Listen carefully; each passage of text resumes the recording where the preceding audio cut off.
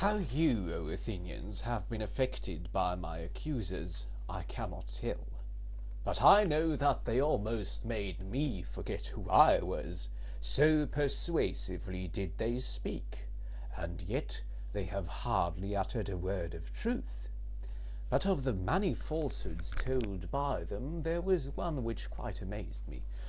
I mean, when they said that you should be upon your guard and not allow yourselves to be deceived by the force of my eloquence. To say this, when they were certain to be detected as soon as I opened my lips and proved myself to be anything but a great speaker, did indeed appear to me most shameless, unless by the force of eloquence they mean the force of truth. For if such is their meaning, I admit that I am eloquent. But in how different a way from theirs? Well, as I was saying, they have scarcely spoken the truth at all.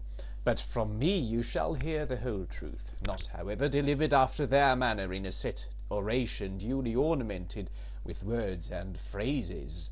No, by heaven, but I shall use the words and arguments which occur to me at the moment.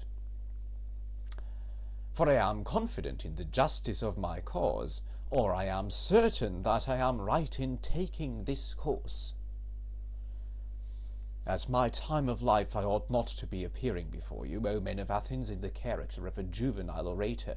Let no one expect it of me. And I must beg of you to grant me a favour. If I defend myself in my accustomed manner, and you hear me using the words which I have been in the habit of using in the agora, at the tables of the money changers or anywhere else, I would ask you not to be surprised, and not to interrupt me on this account. For I am more than 70 years of age, and appearing now for the first time in a court of law, I am quite a stranger to the language of the place. And therefore I would have you regard me as if I were really a stranger, whom you would excuse if he spoke in his native tongue and after the fashion of his country. Am I making an unfair request of you? Never mind the manner, which may or may not be good, but think only of the truth of my words, and give heed to that. Let the speaker speak truly, and the judge decide justly. At first I have to reply to the older charges and to my first accusers, and then I will go on to the later ones. For of old I have had many accusers, who have accused me falsely to you during many years, and I am more afraid of them than of Anytus and his associates, who are dangerous too in their own way, but far more dangerous are the others, who began when you were children and took possession of your minds with their falsehoods, telling of one Socrates, a wise man who speculated about the heaven above and searched into the earth beneath, and made the worse appear the better cause. The disseminators of this tale are the accusers whom I dread, for their hearers are apt to fancy that such inquirers do not believe in the existence of the gods. And they are many, and their charges against me are of ancient date, and they were made by them in the days when you were more impressible than you are now, in childhood, or it may have been in youth, and the cause, when heard, went by default, for there was none to answer.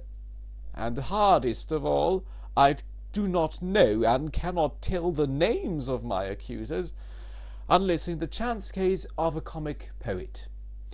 All who from envy and malice have persuaded you, some of them having first convinced themselves, all this class of men are most difficult to deal with, for I cannot have them up here and cross-examine them, and therefore I must simply fight with shadows in my own defence, and argue when there is no one who answers.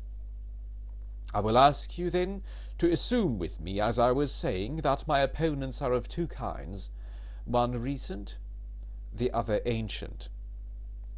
And I hope that you will see the propriety of my answering the latter first, for these accusations you heard long before the others, and much oftener.